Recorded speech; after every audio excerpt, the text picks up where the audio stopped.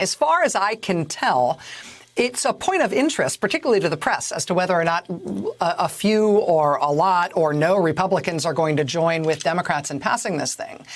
But as a matter of content, it doesn't much matter. It's up to Democrats who have the votes just in the Democratic caucus to pass this thing to decide what's going to be in it. And you and your colleagues in the Progressive Caucus are really leading to make sure that the benefits are not cut down from what they were in terms of relief under President Trump, and that important economic measures like the rise in the minimum wage are included. Is that fair?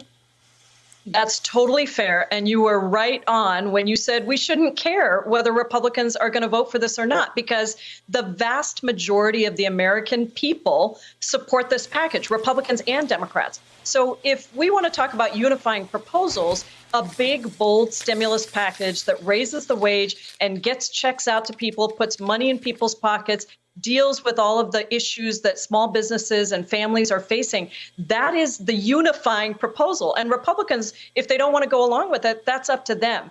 But we now control, Democrats now control the House, the Senate, and the White House. And I grant you that it's a thin majority in both chambers. But the reality, Rachel, is we've got to do what we promised. We've got to get these $2,000 checks, $1,400 in addition to the $600, out to people. We should not be cutting thresholds to $50,000 and $100,000. That makes no political sense. You outlined that. But it also makes no policy sense, because we are looking at 2019 numbers to determine this eligibility.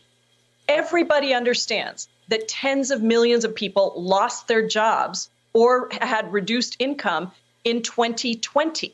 So if you look at an income threshold from 2019, it is not relevant to what we're trying to do. And this idea of targeting, I just call it restricting for no good reason.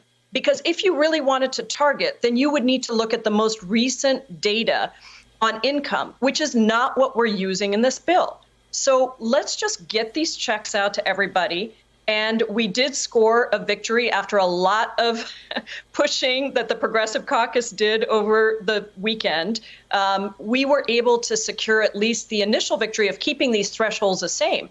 But we just have to be really clear. There are a lot of people who are hurting across this country.